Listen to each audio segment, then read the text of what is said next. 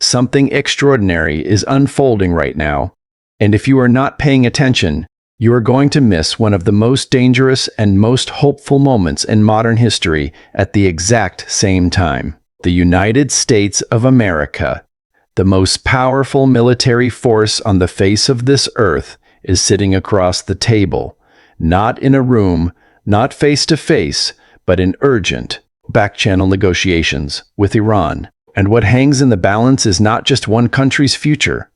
What hangs in the balance is whether the Middle East will burn or whether it will finally breathe. This is Kundi, and you are watching Pulse America News. Let us begin with what is actually happening on the ground. American officials, senior-level negotiators operating at the highest levels of the administration, held direct talks with Iranian counterparts. These were not casual conversations. These were deep, structured, serious discussions that reportedly went well into the evening hours. And according to the White House, the two sides have reached what can only be described as a remarkable level of alignment. Almost all major points, it was stated, have been agreed upon. Almost all of them. That word, almost, is doing enormous work right now. Because in the world of geopolitics, the gap between almost and fully can be the difference between peace and war. The American position is clear, and it has been stated with force. Iran must abandon its nuclear weapons program. Not pause it, not suspend it. Abandon it completely and permanently. There will be no nuclear bomb, no pathway to enrichment, no ambiguity. The Americans have said they want the enriched uranium out of Iran entirely, and they are not asking politely. They are stating that if a deal is reached, they will go in themselves and physically remove it. That is not diplomatic language. That is a statement of intent backed by military capability and political will. On the Iranian side, something significant appears to be happening as well. The talks were reportedly initiated not by Washington, but by Tehran. Iran reached out. Iran made the call. And that is not a small thing. When a country that has been operating under devastating military pressure, under heavy economic sanctions, and under the constant shadow of further strikes, when that country picks up the phone and asks to talk, something has shifted. Something has broken inside the calculus of the leadership. The pressure has become too great to ignore. Now here's where the story becomes deeply human and deeply tragic at the same time. The Iranian leadership structure has been shattered. Through a combination of military operations and the ongoing conflict, multiple senior figures in the command structure have been removed. Those who are now negotiating on behalf of Iran are operating in chaos. Some of those names, those faces, those voices that used to speak for the regime, they are simply no longer there. And one figure in particular, the son of the supreme leader, a man who was expected to make a public statement, has not been heard from. His silence is deafening. No one can confirm with certainty what his status is. And this uncertainty is casting a long shadow over everything. What this means in practical terms is that the Americans are negotiating with a leadership structure that has been fundamentally destabilized. The people across the table are trying to make decisions for a country that is still in shock, still reeling, still trying to understand what has happened to them over the past weeks and months. And yet, according to American officials, the talks are moving forward. The signals coming from the Iranian side suggest they genuinely want a resolution. They want out. They want to stop the bleeding. The military dimension of this story cannot be separated from the diplomatic one. American forces have been conducting strikes against Iranian infrastructure with surgical precision. Power generation facilities costing billions of dollars to construct have been targeted. The message being sent is unmistakable. The United States has the capability and the willingness to continue escalating. And at the same time, there is a 5-day window, a period of restraint, during which the two sides will attempt to close a final agreement. If the diplomacy succeeds within that window, the bombing stops. If it does not, if the talks collapse or if Iran walks away, the strikes will resume. Think about what that means. There is a countdown happening right now. 5 days. And every hour of those 5 days, both governments are making calculations about what they are willing to live with and what they are not. On one side, a superpower with the military reach to hit any target it chooses. On the other side, a nation that has been fighting for decades, that has positioned itself as a regional power, and that now finds itself backed into a corner with nowhere comfortable to go. And through all of this, the question of Israel hangs heavily in the air.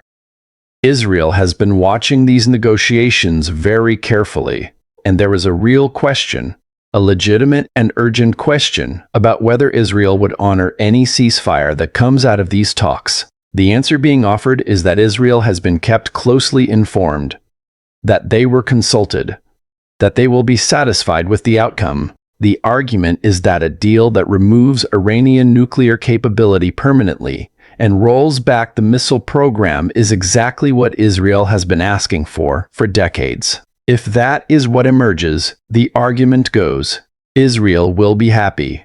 Long-term peace. Guaranteed peace. Those are strong words, and only time will tell whether they hold. Here is the deeper context that many people are missing in this story. Iran has spent 47 years, nearly half a century, as the central destabilizing force in the Middle East. That is not an accusation. That is the documented reality of what has happened across the region.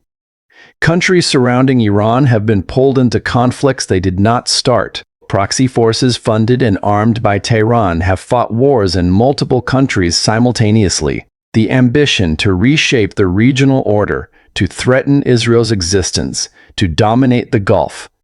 These have been the stated or unstated goals of the Iranian government for decades, and all of that ambition has now run headfirst into a wall of American military power that shows no signs of stopping. The Gulf states are watching this very closely. Saudi Arabia, the United Arab Emirates, Kuwait, Bahrain. These are nations that have lived in the long shadow of Iranian regional aggression. They have watched Iranian-backed groups operate on their borders and threaten their interests. If a deal is struck, a real deal, a verified deal, these nations stand to benefit enormously. The entire regional architecture changes.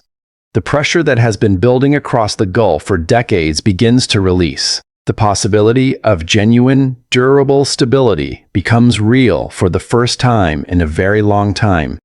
But there is an oil dimension to this story as well that is easy to overlook. The United States has been clear that it wants oil flowing in the global system. With ships loaded with Iranian oil sitting in international waters, there is a practical question of what happens to that energy if the conflict continues to escalate. Blocking or destroying that supply has global economic consequences.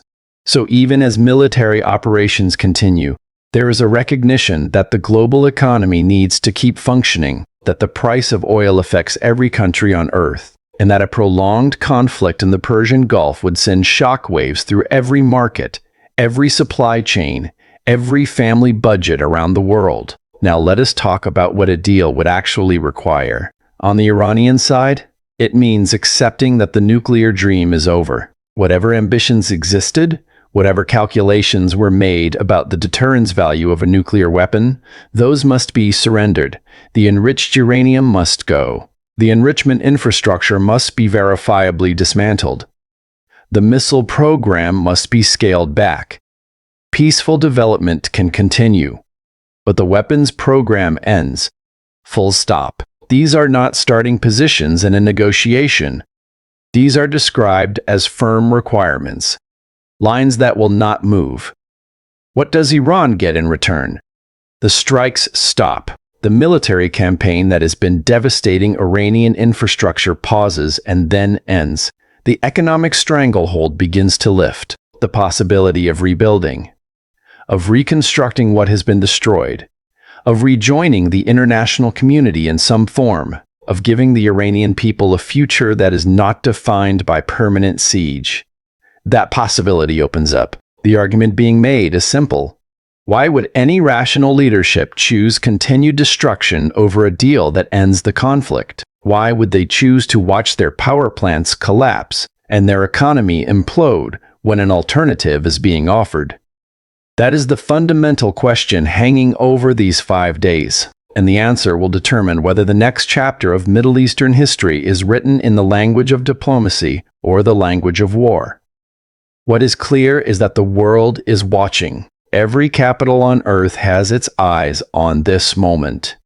Because what happens between the United States and Iran does not stay in the Middle East. It ripples outward.